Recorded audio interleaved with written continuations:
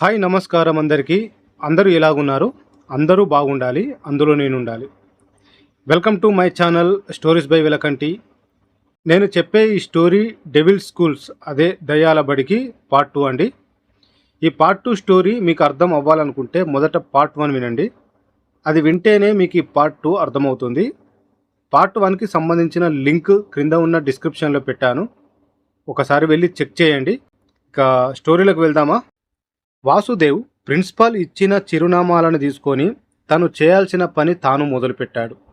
మొదటగా తన దగ్గర ఉన్న అడ్రస్లలో చంద్రమోహన్ అన్న అబ్బాయి వాళ్ళ ఇంటికి వెళ్ళాడు. కానీ అక్కడ వారు లేరు. ఆ అడ్రస్లలో పెద్ద అపార్ట్మెంట్ ఉంది.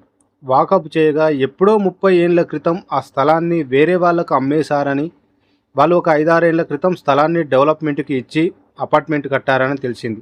చంద్రమోహన్ తల్లిదండ్రులు కానీ వారి బంధువుల ఆచూకీ కానీ వాసుదేవ్కు దొరకలేదు. తర్వాత లలిత అన్న అమ్మాయి వాళ్ళ ఇంటి అడ్రస్కు వెళ్ళారు. కానీ అక్కడ లలితకు సంబంధించిన వాళ్ళెవరూ లేరు. ఆ ఇంటి ఓనర్ని వాకప్ చేస్తే ఆ ఇల్లు ఎప్పుడో పాతకాలంలో కట్టారని, అప్పట్లో ఆ ఇంటి ఓనర్ దానిని అద్దెకు ఇచ్చాడని, ఆ తర్వాత దాన్ని వారి పిల్లలకు ఆస్తి పంపకాలలో భాగంగా ప్రస్తుతం ఉన్న ఓనర్కు దక్కిందని తెలిసింది. అలాగే గాయత్రికి సంబంధించిన చిరునామా అసలు దొరకనే లేదు. మురుగన్ చిరునామాకి వెళ్తే ఆ ఇంటి పక్కన ఒక ముసలావిడ మురుగన్ వాళ్ళ నాన్న పేరు గుర్తుపట్టి, ఓ ఆరవోళ్ళ, అవును 35 ఏళ్ల క్రితం ఇక్కడ ఉండేవారు, ఆయన బ్యాంకు మేనేజర్గా పనిచేసేవాడు, ఆ తర్వాత ట్రాన్స్ఫర్ అయి సొంతూరికి వెళ్ళిపోయాడు అని చెప్పింది. ఏ ఊరో తెలుసా అని అడిగితే, ఆ ఆరవోళ్ళ పేర్లు నాకు నోరు తిరగవు, ఇంకా వాళ్ళ ఊరు పేర్లేమి తెలుస్తాయి, తమిళనాడు అని మాత్రం తెలుసు, ఏ ఊరో తెలియదు అని చెప్పింది. వాసుదేవ్కి అసహనం పెరుగుతుంది. ఆధారాలు దొరికినట్టే దొరికి మళ్ళీ కేసు మొదటికి వస్తుందని చాలా దిగులుగా ఉన్నాడు. ఇంతలో కస్తూరి ఫోన్ చేసి వాసుదేవ్ను ఏమైనా వివరాలు తెలిసాయేమో అని అడిగింది. లేదని చెప్పాడు. దిగులు పడకండి, మన ప్రయత్నం మనం చేద్దాం. ఇక్కడ ఆయమ్మ పరిస్థితుల్లో కూడా పెద్దగా మార్పు లేదు. నా ప్రయత్నం నేను చేస్తున్నాను అని ధైర్యం చెప్పింది. కొన్ని రోజులు గడిచిపోయాయి, కానీ ఒక్క విషయం కూడా తెలియడం లేదు. స్కూల్లో జరిగిన వరుస మరణాల గురించి ఆ చుట్టుప్రక్కల వారు రకరకాలుగా చెప్పుకుంటున్నారు. అందులో చదువుతున్న పిల్లల తల్లిదండ్రులు పిల్లల్ని బడికి పంపడానికే భయపడుతున్నారు. కానీ ఒక 2 నెలలలో చివరి పరీక్షలు అయ్యే వరకు తప్పదని భరిస్తున్నారు. సాకేత్ రోజులాగే స్కూలుకు వచ్చాడు. ఆ రోజు తన పుట్టినరోజు కూడా. ప్రిన్సిపాల్ తన రూమ్కి వెళ్తుండగా, మేడం, ఇవాళ నా బర్త్డే అని సాకేత్ చాక్లెట్లు ఇచ్చాడు. ప్రిన్సిపల్ తనకి బర్త్డే విషయం చెప్పి గిఫ్ట్గా తన చేతిలో ఉన్న ఇంకు పెన్ను బహుకరించింది. సాకేత్ ఆ పెన్ను తీసుకొని వెళ్ళిపోయాడు. ప్రిన్సిపల్ తన పని తాను చూసుకుంటోంది. ఒక అరగంట తర్వాత సాకేత్ మళ్ళీ వచ్చాడు. మేడం, ఇవాళ నా బర్త్డే అని చాక్లెట్లు ఇచ్చాడు. ఇందాక ఇచ్చావుగా సాకేత్, మళ్ళీ ఎందుకు అన్నది ప్రిన్సిపాల్. లేదు మేడం, నేను ఇప్పుడే వస్తున్నాను మీకు చాక్లెట్లు ఇవ్వడానికి అన్నాడు సాకేత్. ప్రిన్సిపాల్ ఒక్క నిమిషం అయోమయానికి గురై మళ్ళీ తేరుకొని, anyway happy birthday Saketh, God bless you అని దీవించింది. సాకేత్ అక్కడి నుండి వెళ్ళిపోయాడు. కానీ ప్రిన్సిపల్కి మాత్రం ఎందుకో మనసులో అనుమానంగా ఉంది. నేనేమైనా పొరపడ్డానా? నాకెందుకు సాకేత్ 2 సార్లు వచ్చినట్లనిపిస్తుంది? అసలేంటి కన్ఫ్యూజన్ అనుకొని ఏదో గుర్తొచ్చిన దానిలా తన రూమ్ ముందు కారిడార్లో ఉన్న సీసీటీవీ ఫుటేజ్ను తెరిచి చూడసాగింది. తన కారిడార్లో నడుచుకుంటూ వచ్చి తన రూమ్ దగ్గర నిలబడింది. లోపలికి వెళ్ళబోతూ ఆగిపోయింది. కానీ అక్కడ ఎవరూ లేరు. ఎవరి తల మీదో చేయి పెట్టినట్లు చేయి పెట్టింది, కానీ అక్కడ ఎవరూ కనిపించలేదు. తన చేతిలో ఉన్న పెన్ను తీసి ఇచ్చింది. ఆశ్చర్యం, ఆ పెన్ను గాల్లో నిలబడినట్లు కనబడింది. అంతే, ప్రిన్సిపాల్కి ఒక్కసారిగా గుండె జల్లుమంది. అంటే ముందు వచ్చింది సాకేత్ కాదా? నేను పెన్ను ఇచ్చింది సాకేత్కి కాదా? అంటే ఇక్కడ నిజంగా సాకేత్ చెప్తున్న వాళ్ళు ఉన్నారా? వాళ్ళని తలుచుకోగానే ప్రిన్సిపాల్కి గుండెల్లో దడ మొదలైంది. వెంటనే వాసుదేవ్కి కస్తూరి ఫోన్ చేసి విషయం చెప్పింది. వారు కూడా వచ్చి కెమెరాలో బంధించిన దృశ్యాలను చూసి ఆశ్చర్యపోయారు. ఇంతలో సాకేత్ను తీసుకువెళ్ళడానికి అరుణ్, అలేఖ్య స్కూలుకు వచ్చారు. బయటికి వెళ్తున్నామని సాకేత్ని పంపమని అడిగారు. సాకేత్ క్లాస్కి వెళ్ళిన కొత్త ఫ్యూన్కి వాళ్ళ క్లాస్ టీచర్ అసలు ఇవాళ సాకేత్ క్లాస్కు రాలేదని చెప్పింది. ఫ్యూన్ అదే విషయాన్ని అరుణ్ వాళ్ళ ముందే ప్రిన్సిపల్కి చెప్పాడు. అంతే, అలేఖ్య, అరుణ్ కంగారు పడిపోయారు. ఉదయం మేము స్కూల్లో దింపాము, తన ఫ్రెండ్స్కి చాక్లెట్లు ఇవ్వాలి అంటే, మరి క్లాసులో రాకపోవడం ఏంటి?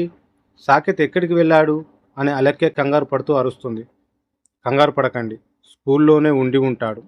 బర్త్డే కదా, ఆడుకుంటూ క్లాస్కి వెళ్ళలేదేమో అని అన్నది ప్రిన్సిపాల్. వెంటనే కస్తూరి, ఇందాక సాకేత్ మీ రూమ్కి వచ్చాడు అన్నారు కదా, ఆ వీడియో ఉందేమో చూడండి అన్నది. ఉదయం సాకేత్ ప్రిన్సిపల్ రూమ్ లోపలికి వెళ్ళడం కనబడింది. తర్వాత కాసేపటికి బయటికి వచ్చి కారిడార్లో ఎవరితోనో మాట్లాడుతున్నాడు. తన దగ్గర ఉన్న చాక్లెట్లు ఎవరికో ఇస్తున్నాడు. కానీ అక్కడ ఎవరూ కనపడడం లేదు. సాకేత్ చేతిలో చాక్లెట్లు మాత్రం మాయమవుతున్నాయి. ఆ తర్వాత సాకేత్ క్లాస్కి వెళ్లకుండా ఎవరితోనో మాట్లాడుతూ కిందికి వెళ్తున్నాడు. ఆ తర్వాత ఏ కెమెరాలో కనబడలేదు. వీడియో చూసిన అలేఖ్య ఏడుపు మొదలుపెట్టింది. అరుణ్ తనని ఊరడిస్తున్నాడు.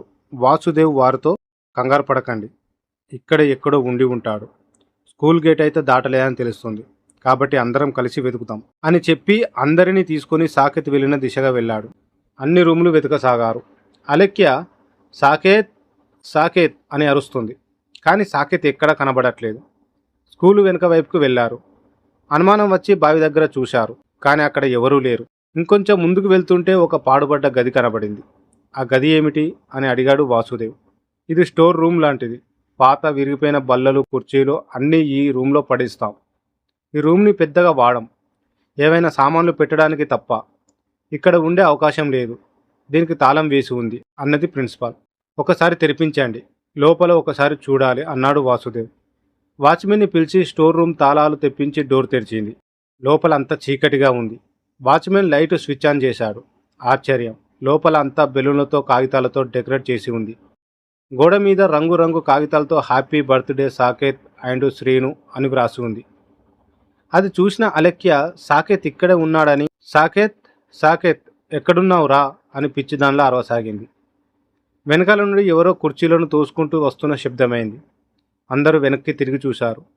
సాకేత్ రావడం చూసి అలేఖ్య పరిగెత్తుకెళ్ళి కన్నా అని గట్టిగా వాటేసుకొని ఏడవసాగింది. సాకేత్ను చూసి ఊపిరి పీల్చుకున్నారు మిగతా వాళ్ళంతా. అసలు ఇక్కడికి ఎలా వచ్చావు సాకేత్? రూమ్కి తాళం వేసి ఉంది కదా, ఈ డెకరేషన్ అంతా ఎవరు చేశారు అని అడిగాడు అరుణ్. ఇదంతా మా ఫ్రెండ్స్ చేశారు నానా, వాళ్ళే నన్ను ఇక్కడికి తీసుకువచ్చారు అన్నాడు. మీ ఫ్రెండ్స్ అంతా క్లాసులోనే ఉన్నారు కదా సాకేత్ అన్నది ప్రిన్సిపాల్. లేదు మేడం, మా క్లాస్ ఫ్రెండ్స్ కాదు. నేను చెప్పా కదా నాకు కొంతమంది కనిపిస్తున్నారని, వాళ్ళు నా ఫ్రెండ్స్ అన్నాడు సాకేత్. ఎక్కడ సాకేత్ వాళ్ళంతా అన్నాడు అరుణ్. ఇదిగో మీ వెనకే ఉన్నారు కదా అని అరుణ్ వాళ్ళ వెనక్కి చేయి చూపించాడు. అక్కడున్న అందరికీ గొంతులో పచ్చి వెలక్కాయ పడినట్లయింది. ధైర్యం చేసుకొని వెనక్కి తిరిగి చూస్తే అక్కడ ఎవరూ లేరు. కస్తూరి సాకేత్ను, సరే సాకేత్, బోర్డు మీద శ్రీను అని ఉంది కదా, ఆ పేరెవరిది అన్నది. మా ఫ్రెండు శ్రీనుది కూడా ఇవాళే బర్త్డే అంట. అదే ఆంటీ, ఆ రోజు రిజిస్టర్లో శ్రీనివాస్ అని ఉంది కదా, ఆ శ్రీనుదే బర్త్డే అని చెప్పాడు సాకేత్. సరే పదా వెళ్దాం అని అరుణ్ సాకేత్ను తీసుకువెళ్ళబోతుంటే, ఒక్క నిమిషం డాడీ, నా బ్యాగు అక్కడ ఉంది అని వెళ్ళబోతుంటే వాసుదేవ్, నువ్వుండు నేను తీసుకుని వస్తాను అని సాకేత్ చూపించిన వైపు వెళ్ళాడు. సాకేత్ స్కూల్ బ్యాగు తెరిచి ఉంది. అందులో కొన్ని పుస్తకాలు బయట ఉన్నాయి. వాసుదేవ్ ఆ పుస్తకాలను తీస్తుండగా ఒక పుస్తకం మీద ఇంకు పెన్నుతో ఏవో పిచ్చి పిచ్చి బొమ్మలు వేసి ఉన్నాయి. ఆ పుస్తకాన్ని సాకేత్కి చూపిస్తూ, ఏంటి సాకేత్ ఇది అని అడిగాడు. అది నేను వేయలేదు, గాయత్రి వేసింది అని చెప్పాడు. ఇంకా మారు మాట్లాడకుండా అందరూ అక్కడి నుండి బయటకు వచ్చి స్టోర్ రూమ్కి తాళం వేసి స్కూల్ లోపలికి వెళ్ళిపోయారు. వాసుదేవ్ ఆ పుస్తకాన్ని అందరికీ చూపించాడు. ఇది నేను ఇందాక సాకేత్కి, అదే సాకేత్ అనుకోని గిఫ్ట్గా ఇచ్చిన పెన్తో వ్రాసింది. అసలేమి వ్రాసింది నాకేమీ అర్థం కావడం లేదు అన్నది ప్రిన్సిపాల్. కస్తూరి ఆ పుస్తకాన్ని తీసుకొని పరీక్షగా చూసింది. ఇదేదో ప్లేసులా ఉంది, కానీ ఎక్కడిదో తెలియడం లేదు. చూడండి, ఇదిగో ఇది చెరువులా ఉంది, పక్క ఏదో ఆర్చ్లా ఉంది అని అక్కడ ఉన్న డ్రాయింగ్ని వివరిస్తుంది కస్తూరి. వాళ్ళు మనకి ఏదైనా ఇన్ఫర్మేషన్ ఇవ్వడానికి ట్రై చేస్తున్నారా అని అంటూ తర్వాత పేజీ తిప్పింది. అందులో ఒక ఆడ మనిషి బొమ్మ, ముగ్గురు మగ మనుషుల బొమ్మలు వేసి ఉన్నాయి. అందులో ఆడ మనిషి బొమ్మ పైన, పక్కన ఇంకో బొమ్మ పైన పిచ్చి గీతలు గీసినట్లు కొట్టేసి ఉంది. మిగతా రెండు బొమ్మలపైన ఇంకుతో చుక్కలు పెట్టినట్లు ఉంది. ఈ డ్రాయింగ్ చూస్తుంటే ఎవరో నలుగురు మనుషులు, అందులో ఒక ఆడ మనిషి, ఇద్దరు బొమ్మలు కొట్టేసి ఉంది అంటే వాళ్ళు ఇక లేరు అని అర్థమా? ఓ మై గాడ్, ఈ బొమ్మలో చూపించిన మనుషులు ఎవరో కాదు. ఒకరు జ్యోతి టీచర్, ఇంకొకరు యాదయ్య. వారిద్దరు చనిపోయారు కాబట్టి వాళ్ళని కొట్టేశారు. ఇంకా ఇద్దరి బొమ్మలు పైన ఇంకు మార్కు వేసి ఉంది అంటే తర్వాత వాళ్ళే అని అర్థమా? అంటే వాళ్ళు ఇంకో ఇద్దరిని చంపబోతున్నారా అని అనగానే అందరూ ఒక్కసారిగా ఉలిక్కిపడ్డారు. ఇంకో ఇద్దరు చావబోతున్నారా అని ఆశ్చర్యపోతూ, అసలు సాకేత్కి కనబడుతున్న ఆ పిల్లలు ఎవరు, ఎలా చనిపోయారు, వాళ్ళకి ఈ నలుగురికి సంబంధం ఏంటి, ఎన్ని సంవత్సరాల తర్వాత ఎందుకు వాళ్ళని చంపాలనుకుంటున్నారు? ఈ ప్రశ్నలన్నిటికీ సమాధానం మనం త్వరగా తెలుసుకోవాలి. కనీసం ఆ ఇద్దరినైనా మనం కాపాడాలి, లేదంటే నా వృత్తికి అవమానం. అని ఆవేశంగా తన ఎదురుగా ఉన్న టేబుల్ పైన కొడుతూ అన్నాడు వాసుదేవ్. కస్తూరి తనను శాంతపరిచింది. కాసేపటికి అందరూ అక్కడి నుండి వెళ్ళిపోయారు. వాసుదేవ్ మురుగన్ వాళ్ళ నాన్నగారు పనిచేసిన బ్యాంకుకు వెళ్ళి 1983 సంవత్సరంలో ఆ బ్యాంకులో పనిచేసిన ఆరుముగం, మురుగన్ వాళ్ళ నాన్న పేరు, వివరాలు అడిగి తెలుసుకున్నారు. ఇక్కడ నుండి 1983లో ట్రాన్స్ఫర్ చేయించుకొని తమిళనాడు వెళ్ళిపోయాడు అని తెలిసింది. అతను ట్రాన్స్ఫర్ అయిన బ్యాంకు మద్రాసులో, నేడు చెన్నై అని పిలువబడుతున్న మద్రాసులో ఉందని తెలిసి వాసుదేవ్ అక్కడికి బయలుదేరాడు. చెన్నైకి చేరుకున్న వాసుదేవ్ ఆ బ్యాంకు చేరుకొని ఆరుముగం గురించి వాకప్ చేశాడు. ఆయన 2013లో చెన్నైలోని అదే బ్రాంచ్లో రిటైర్ అయ్యారని, రిటైర్ అయ్యే సమయానికి చెన్నైలో ఒక ఇల్లు కట్టుకొని అందులో కుటుంబంతో ఉండేవాడని, ఇప్పుడు ఎక్కడ ఉంటున్నాడో తెలియదని ఆ ఇంటి చిరునామా ఇచ్చారు. ఎలాగోలా ఆరుముగం ఇంటి చిరునామా వెతికి పట్టుకున్నాడు. ఆ ఇంటి గేటు దాటి లోపలికి వెళ్తుంటే వాసుదేవ్కి చాలా కంగారుగా ఉంది. తన చేతికి దొరికిన ఒకే ఒక్క ఆధారం ఇది కూడా మిస్ అయితే ఇక ఈ మిస్టరీ ఛేదించడం తన వల్ల కాదేమో అని లోపల భయంగా ఉంది. లోపలికి వెళ్ళి డోర్ బెల్ కొట్టాడు. కాసేపటికి ఒక ముసలాయన బయటికి వచ్చాడు. బహుశా ఆయనే ఆరుముగం అనుకుంటా అని వాసుదేవ్ మనసులో అనుకున్నాడు. వాసుదేవ్ని చూసి అతను యారు వేణం అని తమిళంలో అడిగాడు. అంటే ఎవరు కావాలి అని అర్థం. ఆరుముగం అన్నాడు వాసుదేవ్. నాందా ఆరుముగం, నీ యారు? నా పేరు వాసుదేవ్, నేను ఆంధ్ర నుండి వస్తున్నాను అని తెలుగులో సమాధానమిచ్చాడు. తెలుగా అని ఆశ్చర్యంగా అడిగాడు ఆరుముగం. నేను ఆంధ్రాలో కొన్నాళ్ళు వర్క్ చేశాను, నాకు తెలుగు వచ్చు, చెప్పండి అన్నాడు ఆరుముగం. వాసుదేవ్ను లోపలికి ఆహ్వానిస్తూ, మురుగన్ మీ అబ్బాయే కదా అని అడిగాడు వాసుదేవ్. అవును, మా అబ్బాయే. అసలు మీరెవరు? మా గురించి మీకెలా తెలుసు అని అడిగాడు ఆరుముగం. చెప్తాను, కొంచెం మీ అబ్బాయిని పిలుస్తారా? నేను అతను చదివిన స్కూల్ నుండి వస్తున్నాను అన్నాడు. ఆ మాటలకు ఆరుముగం ముఖ కవలికలు మారిపోయాయి. మా అబ్బాయి చదివిన స్కూల్ నుండా? ఏం పని అని అడిగాడు. కొంచెం మీ అబ్బాయిని పిలుస్తారా, మాట్లాడాలి అన్నాడు వాసుదేవ్. మా అబ్బాయి లేడు, ప్రాజెక్టు పని మీద అమెరికా వెళ్ళాడు అన్నాడు ఆరుముగం. అంతే, వాసుదేవ్ నిరాశతో కూలబడిపోయాడు. అతనితో మాట్లాడాలి, కొంచెం నెంబర్ ఇస్తారా అని అడిగాడు. అసలు మీరెవరు? ఎప్పుడో 35 ఏళ్ల క్రితం చదివిన స్కూల్ నుండి ఇప్పుడు మా అబ్బాయి కోసం ఎందుకు వచ్చారు అని అడిగాడు. నేను మీ అబ్బాయి ఫ్రెండుని, మీ అబ్బాయి క్లాస్మేట్ని అన్నాడు వాసుదేవ్. మా అబ్బాయి క్లాస్మేటా? అబద్ధం చెప్పకు, నిజం చెప్పు అన్నాడు ఆరుముగం. వాసుదేవ్ కొంచెం తటపటాయిస్తూ, నేను నిజంగా మీ అబ్బాయి క్లాస్మేట్నే అన్నాడు. సమస్య లేదు, మా అబ్బాయి ఆంధ్రాలో చదివింది 2 సంవత్సరాలే. 3వ క్లాసు అవ్వకముందే మేము ఆంధ్ర వదిలేసి తమిళనాడు వచ్చాము అన్నాడు ఆరుముగం. అవును, నేను తన 3వ క్లాస్మేట్ని అన్నాడు వాసుదేవ్. నువ్వు అబద్ధం చెప్తున్నావని నాకు తెలుసు, నిజం చెప్పు అని గదమాయించాడు ఆరుముగం. నేను చెప్పేది అబద్ధమని ఎందుకు అనుకుంటున్నారు అడిగాడు వాసుదేవ్. ఎందుకంటే తను చదివిన ఆ స్కూల్లో 3వ తరగతిలో మా అబ్బాయి మాత్రమే బ్రతుకున్నాడు, మిగిలిన వారందరూ చనిపోయారు అన్నాడు ఆరుముగం ఆవేశపడుతూ. అంతే, వాసుదేవ్కు ఒక్కసారిగా షాక్ తగిలినట్లయింది. ఏంటి మీరు మాట్లాడేది? అందరూ చనిపోయారా అన్నాడు రెట్టిస్తూ. అవును, నా కొడుకు అదృష్టం బాగుండి ఆ రోజు స్కూలుకి వెళ్ళలేదు, వెళ్ళుంటే నా కొడుకు కూడా అని మధ్యలోనే ఆపేశాడు ఆరుముగం తన కంఠంలో పొంగికొస్తున్న దుఃఖాన్ని దిగమింగుకుంటూ.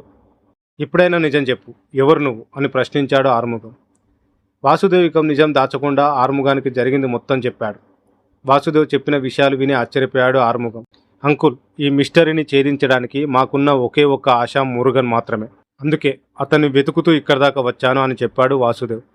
అసలు అప్పుడు ఏం జరిగిందో మీకేమైనా తెలిస్తే నాకు చెప్పండి అని ఆరుముగాన్ని బ్రతిమాలుతూ అడిగాడు. ఆరుముగం తనకు తెలిసింది చెప్పసాగాడు. మాది తమిళనాడు, కానీ నాకు ఆంధ్రాకి ట్రాన్స్ఫర్ అవడంతో భార్య బిడ్డల్ని తీసుకొని అక్కడే ఒక ఇంటిలో అద్దెకు దిగాము. మా బాబు కోసం మంచి స్కూల్ వెతికాక ఆ స్కూల్ దొరికింది. 2వ తరగతిలో అక్కడ చేర్పించాము. మా వాడికి ఆ స్కూల్ వాతావరణం, అక్కడి పిల్లలు అందరూ బాగా అలవాటయ్యారు. నేను ఇక అక్కడే సెటిల్ అవుదామనుకున్నాను. కానీ ఒకరోజు మా వాడికి బాగా చలి జ్వరం వచ్చి స్కూల్ మధ్యలో నుండి వచ్చేశాడు. హాస్పిటల్లో జాయిన్ చేశాము. మురుగన్ ఎందుకో బాగా భయపడిపోయాడు. రాత్రిళ్ళు ఉలిక్కిపడి లేచేవాడు. ఒక్కోసారి ఏడుస్తూ, నాన్న ఇంకా నేను ఆ స్కూలుకి వెళ్ళను అని ఏడ్చేవాడు. కారణం మాత్రం చెప్పేవాడు కాదు. కారణం కనుక్కుందామని స్కూలుకి వెళ్ళి అడిగితే అక్కడ ఒక టీచర్ కొట్టిందని, దాంతో భయమేసి జ్వరం వచ్చిందని తెలిసింది. ఆ టీచర్ పేరు గుర్తులేదు, కానీ ఆమెతో నేను గొడవకు దిగాను. చిన్న పిల్లాడిని జ్వరం వచ్చేంతలా ఎలా భయపెడతారని స్కూల్ పైన, ఆ టీచర్ పైన కంప్లైంట్ చేస్తానని బెదిరించాను. అదే టైంకి ఆ స్కూల్ ప్రిన్సిపాల్ జానకి నా దగ్గరికి వచ్చారు. ఆమె పేరు నాకు బాగా గుర్తు. ఎందుకంటే ఆమెకి మా బ్యాంకులో ఖాతా ఉండేది. తరచుగా బ్యాంకు వస్తూ ఉండేవారు.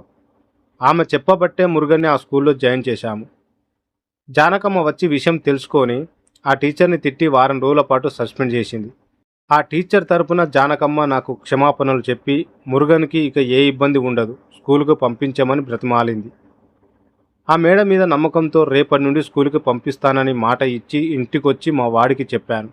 అయినా మా వాడు వెళ్ళనని ముందుకేశాడు. జానకమ్మే మా ఇంటికొచ్చి మరీ మా వాడిని బ్రతిమలాడి స్కూలుకి తీసుకెళ్ళింది. మా వాడికి ఆ మేడం అంటే చాలా ఇష్టం. ఆ మేడం పిల్లలందరినీ సొంత తల్లిలా చూసేది. మా వాడు మళ్ళీ స్కూలుకి వెళ్ళడం ప్రారంభించాడు. ఒక వారం తర్వాత స్కూల్ వార్షికోత్సవానికి సన్నాహాలు మొదలుపెట్టారు. జానకమ్మ పిల్లలందరినీ ఏదో ఒక దానిలో పాల్గొనేలా ప్రోత్సహించేది. మా వాడు కూడా ఆమె ప్రోత్సాహంతో పరుగు పందెంలో పాల్గొని గెలిచాడు. వారం తర్వాత ఆ జ్యోతి టీచర్ మళ్ళీ జాయిన్ అయింది. మా వాడి మీద కోపంతో ఉండేది. క్లాసులో అందరి ముందు ఆరమూడు ఆరమూడు అని వెక్కిరించి మాటలతో హింసించేది. తెల్లవారితే వార్షికోత్సవం అనగా ముందు రోజు మా వాడు స్కూల్ మెట్లపై నుండి కిందికి దిగుతుంటే ఆ టీచర్ కాలు అడ్డం పెట్టి మెట్లపై నుండి దొర్లుకుంటూ కింద పడిపోయాడు. తలకు దెబ్బ తగిలింది. నాకు బ్యాంకులో ఉండగా ఫోన్ వచ్చింది. అప్పటికే జానకమ్మ త్వరగా స్పందించి హాస్పిటల్కి తీసుకెళ్ళింది. నేను హాస్పిటల్కి వెళ్తే పెద్ద ప్రమాదం ఏమీ లేదు, చిన్న దెబ్బే, ఒక 2 రోజులు రెస్ట్ తీసుకుంటే సరిపోతుందని డాక్టర్ చెప్పాడు. హాస్పిటల్కి జానకమ్మ మురుగన్ వాళ్ళ క్లాస్మేట్స్ అందరినీ తీసుకువచ్చి మురుగన్ని పరామర్శించారు. అప్పుడే నాకు గాయత్రి అని ఒక పిల్ల అంకుల్ మురుగన్ని మా టీచర్ అరమూడు అరమూడు అని విక్రిస్తుంది, మేమందరం మెట్లు దిగుతుంటే తనే కాలు అడ్డుపెట్టిందని చెప్పింది. ఆ మాట వినగానే నాకంటే ఎక్కువగా జానకమ్మ కోపంతో రగిలిపోయింది. రేపు స్కూలు వార్షికోత్సవం, మా చైర్మన్ గారు వస్తున్నారు, ఆమె సంగతి ఆయనకు చెప్పి చర్యలు తీసుకుంటాము, మీరేమీ బాధపడొద్దని హామీ ఇచ్చి ఆవేశంగా అక్కడి నుండి వెళ్ళిపోయింది. మురుగన్కి కాలు బాగోకపోవడం వల్ల మేము వార్షికోత్సవానికి వెళ్ళలేకపోయాము. వెళ్ళకపోవడమే మంచిదైంది అని కాస్త నిట్టూరుస్తూ చెప్పడం కొనసాగించాడు. ఆ రోజే వార్షికోత్సవం. చివర్లో అగ్ని ప్రమాదం జరిగి జానకమ్మ మరియు మురుగన్ వాళ్ళ క్లాస్మేట్స్ మొత్తం కాలిబూడిదయ్యారు. ఆ రోజు కనుక మేము మురుగన్ స్కూలుకు వెళ్ళుంటే తను కూడా వాళ్ళతో పాటు అని మాట పూర్తి చేయలేక ఆరుముఖం కళ్ళు తుడుచుకుంటూ, ఆ టీచర్ చేసిన విధవ పని నా కొడుకు ప్రాణాలను కాపాడింది అని ఆనాడు జరిగిన సంఘటనను గుర్తు తెచ్చుకొని బాధపడ్డాడు ఆరుముఖం. క్లాస్ మొత్తం చనిపోయారు. మా మురుగన్ తట్టుకోలేకపోయాడు. రోజు ఏడుస్తూ ఉండేవాడు వాళ్ళ ఫ్రెండ్స్ని తలుచుకొని. అన్నం తినేవాడు కాదు, బాగా భయపడిపోయేవాడు. ఇంకా అక్కడే ఉంటే వాడు మాకు దక్కడనిపించింది. వెంటనే వాడిని వాళ్ళ అమ్మని మద్రాసు పంపించేశాను. నేను కొన్నాళ్లకు ట్రాన్స్ఫర్ చేయించుకొని అక్కడి నుండి వచ్చేశాను అని తనకు తెలిసింది మొత్తం చెప్పాడు ఆరుముఖం. ఆరుముఖం దగ్గర మురుగన్ నెంబర్ తీసుకొని అక్కడి నుండి బయలుదేరాడు వాసుదేవ్. వాసుదేవ్ మెదడు నిండా ప్రశ్నలు, అది అంతుపట్టని ప్రశ్నలు. అసలు ఆ క్లాసు ఎలా తగలబడిపోయింది? ఆ ప్రిన్సిపల్ ఎలా చనిపోయారు? వాళ్ళ చావులకి జ్యోతి టీచర్కి యాదయ్యకి ఏమిటి సంబంధం? ఒకవేళ వీళ్ళే చంపేశారా? అందుకే ఆ పిల్లలు ఇప్పుడు దయ్యాలుగా మారి పగ తీర్చుకుంటున్నారా? అయినా వాళ్ళకి అంతమందిని చంపాల్సిన అవసరం ఏంటి? వాళ్ళిద్దరు కాకుండా ఇంకెవరున్నారు? వాళ్ళు కూడా చావబోతున్నారా? ఇంతలో వాసుదేవ్ ఫోన్ మోగింది. డాక్టర్ కస్తూరి నుండి వస్తుంది ఆ ఫోన్. ఫోన్ లిఫ్ట్ చేయగానే, వాసుగారు, ఆయమ్మ హాస్పిటల్ నుండి పారిపోయింది, ఎక్కడా కనపడటం లేదు, మస్తానమ్మ దగ్గరికి కూడా వెళ్ళలేదు, ఎక్కడికి వెళ్ళిందో తెలియడం లేదు అని కంగారుగా చెప్తుంది. వాసుదేవ్ చెన్నై నుండి బయలుదేరి వాళ్ళ ఊరు చేరుకున్నాడు. రావడంతోనే ఆయమ్మ కోసం వెతకడం మొదలుపెట్టాడు. పోలీసులతో వెతికించసాగాడు. కస్తూరి హాస్పిటల్కి చేరుకొని అసలు తను ఎలా తప్పించుకుంది, ఆమెను ప్రత్యేకమైన గదిలో ఉంచి ట్రీట్ చేస్తున్నామని చెప్పారు కదా అని ఒకంత అసహనం వ్యక్తం చేశాడు. అవును, ఆయమ్మని స్పెషల్ కేర్లో ఉంచి మరీ వైద్యం చేస్తున్నాము. తనకి తోడుగా ఒక నర్సు ఎప్పుడు తనతోనే ఉంటుంది. తన రూమ్లో సీసీ కెమెరా కూడా ఉంది. నేను నైట్ ఫుటేజ్ చూడండి అని వీడియో చూపించసాగింది. నర్సు ఆ రూమ్లోనే ఉంది. ఆయమ్మకి తినిపించి టాబ్లెట్లు వేసి తను పడుకున్నాక పక్కన బెడ్ పైన నర్సు నిద్రపోయింది. కానీ అర్ధరాత్రి ఉన్నట్టుండి ఆయమ్మ ఒక్కసారిగా తనని ఎవరో పిలిచినట్లు ఉలిక్కిపడి లేచింది. చుట్టూ చూసుకుంది. తన చేతికి పెట్టిన సెలైన్ పైప్ని పీకి అవతల పడేసింది. నర్సు చూడకూడదని మంచం కిందికి దిగి మోకాలపై నడుస్తూ డోర్ దగ్గరికి చేరుకుంది. ఆ తర్వాత మెల్లగా డోర్ తెరిచి బయటికి వెళ్ళింది. మెయిన్ గేట్ దగ్గర ఉన్న సీసీటీవీ ఫుటేజ్ చెక్ చేశారు. అక్కడ తను బయటికి వెళ్ళడం కనబడుతుంది. అంత అర్ధరాత్రి తను ఎక్కడికి వెళ్ళింది? ఒకవేళ స్కూల్ దగ్గరికి ఏమైనా వెళ్ళిందా? వెళ్తే స్కూల్లో అయినా ఉండాలి కదా అన్నాడు వాసుదేవ్. ప్రిన్సిపల్కి ఫోన్ చేసి నిన్న నైట్ ఆయమ్మ స్కూల్కి ఏమైనా వచ్చిందేమో కనుక్కోమన్నాడు. కాసేపటికి ప్రిన్సిపాల్ ఫోన్ చేసి స్కూల్కి రమ్మని చెప్పింది. వాసుదేవ్, కస్తూరి ఇద్దరు స్కూల్కి చేరుకున్నారు. ప్రిన్సిపాల్ వాళ్ళతో నిన్న నైట్ వాచ్మెన్కి ఆయమ్మ గురించి వాకప్ చేస్తే రాలేదని చెప్పాడు. కానీ నాకు అనుమానం వచ్చి సీసీటీవీలో చెక్ చేశాను. మామూలుగా 6 తర్వాత క్లాస్ రూమ్లో ఉన్న కెమెరాలు ఆఫ్ చేసేస్తాం, కానీ కారిడార్లో మాత్రం ఆన్ చేసే ఉంటాయి. నిన్న నైటు 2 గంటల ప్రాంతంలో ఆయమ్మ కెమెరాలో కనబడింది. తను ఆ క్లాస్ రూమ్కి వెళ్ళింది, కానీ లోపల ఏం జరిగిందో తెలియదు. ఒక అరగంట తర్వాత బయటికి వచ్చి హడావుడిగా బయటికి వెళ్ళిపోయింది. విచిత్రం ఏమిటంటే తను లోపలికి వెళ్ళేటప్పుడు కానీ బయటికి వెళ్ళేటప్పుడు కానీ వాచ్మెన్ అస్సలు గమనించలేదు అని చెప్పింది ప్రిన్సిపాల్. చాలా విచిత్రంగా ఉంది. స్కూల్కి వచ్చిన ఆయమ్మ ఎక్కడికి వెళ్ళింది? మతస్థిమితం లేని ఈవిడకు ఎవరు తెలుసు ఎక్కడికి వెళ్ళింది అని ఆలోచిస్తుండగా మస్తానమ్మ నుండి ఫోన్ వచ్చింది కస్తూరికి. కస్తూరి ఫోన్ లిఫ్ట్ చేయగానే, డాక్టర్ అమ్మ, మా అమ్మ ఇంటికి వచ్చేసింది, మీరేమీ గాబరా పడకండి అని చెప్పింది. ఆ మాట వినగానే అందరూ ఊపిరి పీల్చుకున్నారు. వాసుదేవ్ చెన్నైలో జరిగిన విషయాలని, ఆర్ముగం ద్వారా తెలిసిన నిజాలని ప్రిన్సిపాల్ మరియు కస్తూరికి చెప్పాడు. అంతమంది పిల్లలు ఒకేసారి చనిపోయారని తెలిసి వాళ్ళు కూడా చాలా బాధపడ్డారు. అసలు వాళ్ళు ఎలా చనిపోయారో మనకి ఎలా తెలుస్తుంది? ఆయమ్మకి ఆ విషయాలు ఏమైనా తెలుసుండొచ్చు. ఆయమ్మకి త్వరగా నయమైతే ఈ చిక్కుముడలని విడిపోతాయి అని అన్నది కస్తూరి. అది మీ చేతిలోనే ఉంది అన్నాడు వాసుదేవ్. నా ప్రయత్నం నేను చేస్తున్నాను, ఎలాగైనా ఆయమ్మను మామూలు మనిషిని చేస్తాను అని చెప్పి అక్కడి నుండి బయలుదేరి మస్తానమ్మ ఇంటికి చేరుకున్నది కస్తూరి. మస్తానమ్మ ఇంటిలో కస్తూరి రావడం చూసి మస్తానమ్మ, రండమ్మ రండి అని లోపలికి ఆహ్వానించింది. మస్తానమ్మ మొహం ఆనందంతో వెలిగిపోతుంది. కస్తూరిని పట్టుకొని, అమ్మ మాట్లాడుతుంది. మొన్నటి వరకు మనం ఎంత పిలిచినా నోరు తెరిచి మాట్లాడేది కాదు, కానీ ఇప్పుడే తను మాట్లాడుతుంది అన్నది మస్తానమ్మ. అవునా, ఆయమ్మకు పిచ్చి తగ్గిపోయిందా, అన్ని విషయాలు గుర్తుకొచ్చాయా అని ఆనందంగా అడిగింది కస్తూరి. లేదమ్మా, అమ్మకి పాత విషయాలు ఏమీ జ్ఞాపకం లేవు, కానీ ప్రతిదానికి స్కూల్కి వెళ్ళాలి, పిల్లలు నా కోసం ఎదురు చూస్తున్నారు అని ఏదేదో పిచ్చిగా మాట్లాడుతుంది అని చెప్పింది. కస్తూరి ఆయమ్మ దగ్గరికి వెళ్ళి తన చేయి పట్టుకొని కూర్చుంది. ఆయమ్మ, ఎక్కడికి వెళ్ళావు రాత్రంతా అని చాలా మృదువుగా అడిగింది. గాయత్రి వాళ్ళ ఇంటికి వెళ్ళాను అని చెప్పింది ఆయమ్మ. గాయత్రి వాళ్ళ ఇంటికా? వాళ్ళ ఇల్లు నీకు తెలుసా అని ఆశ్చర్యంగా అడిగింది. నాకెందుకు తెలియదు, గాయత్రిని రోజు నేనే కదా స్కూల్కి తీసుకెళ్లేది, ఇంటికి తీసుకొచ్చేది అని అన్నది. నాకు చూపిస్తావా గాయత్రి వాళ్ళ ఇల్లు అన్నది కస్తూరి. చూపిస్తాను, నాతో రా అంటూ తీసుకెళ్ళసాగింది. ఆయమ్మ గబగబా నడుస్తుంది. కస్తూరి ఆమెను అనుసరిస్తుంది. కొంచెం దూరం వెళ్ళాక ఒక పాడుబడిన ఇంటి దగ్గర ఆగింది. ఆ ఇంటిని చూడగానే కస్తూరికి ఎక్కడో చూసినట్లు అనిపించింది. ఆ ఇంటి ముందు పెద్ద ఆర్చిలాగా ఉంది. లోపలికి వెళ్ళాక కుడివైపు ఒక నీళ్ల బావి ఉంది. పక్కనే ఒక నీళ్ల తొట్టి ఉంది. ఇంటి గుమ్మం ముందు పెద్ద అరుగు ఉంది. ఆ ఇల్లు ఎక్కడ చూశానా అని కస్తూరి తీవ్రంగా ఆలోచించసాగింది. అప్పుడే గుర్తొచ్చింది, సాకేత్ పుస్తకంలో గాయత్రి గీసిందని చెప్పిన బొమ్మల్లో ఉంది ఆ ఇంటి బొమ్మ. అవును, తన ఆ ఇంటిని సాకేత్ పుస్తకంలోనూ చూసింది. అంటే నిజంగానే గాయత్రి ఆ బొమ్మలు గీసిందా అనుకుంటూ లోపలికి వెళ్తుంది కస్తూరి. ఇల్లంతా బాగా పాడుబడిపోయి ఉంది, కానీ ఆయమ్మ మాత్రం బాగా తెలిసిన ఇంటిలా అన్ని రూమ్లు తిరిగేస్తుంది. గాయత్రి ఆమెను అనుసరిస్తుంది. ఒక రూమ్ దగ్గరికి వెళ్ళాక ఆయమ్మ ఆగి, ఇదిగో ఇదే గాయత్రి గది అని చూపించింది. కస్తూరి లోపలికి వెళ్ళి గది మొత్తం పరిశీలించసాగింది. ఇల్లంతా ఖాళీగా ఉంది, కానీ ఆయమ్మకి మాత్రం ఆ ఇల్లు గాయత్రి ఉన్నప్పుడులా ఎలా ఉందో అలాగే కనిపిస్తుంది. అందుకే కస్తూరితో ఇక్కడ ఏ వస్తువు ఉంది, అక్కడ ఏ వస్తువు ఉంది అంటూ కనబడిన వస్తువులను చూపిస్తుంది. కస్తూరి ఏమీ మాట్లాడక తలాడిస్తుంది. ఇంతలో గాయత్రి గదిలో గట్టిగా గాలి వీచింది. ఆ వేగానికి గది లోపల అల్మారాల నుండి ఒక ఫోటో కింద పడింది. కస్తూరి ఆ ఫోటో తీసి చూసింది. కస్తూరికి ఒక నిమిషం మాట రాలేదు. ఆ ఫోటో గాయత్రి స్కూల్ ఫోటో, తన క్లాస్మేట్స్తో కలిసి దిగిన ఫోటో. ఆ ఫోటో చూడగానే కస్తూరి ఆయమ్మకి చూపించి అందులో గాయత్రి ఎవరని అడిగింది. ఆయమ్మ ఫోటో తీసుకొని, ఓ ఈ ఫోటోనా, మా జానకమ్మతో గాయత్రి వాళ్ళ క్లాస్ మొత్తం దిగింది ఈ ఫోటోనే అన్నది.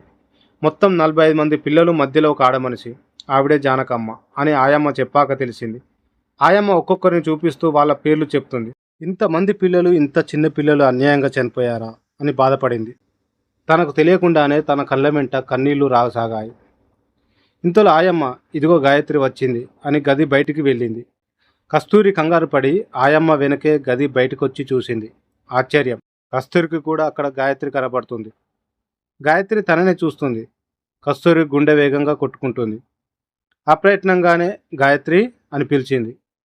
గాయత్రి కస్తూరిని చూస్తూ చిన్నగా నవ్వింది.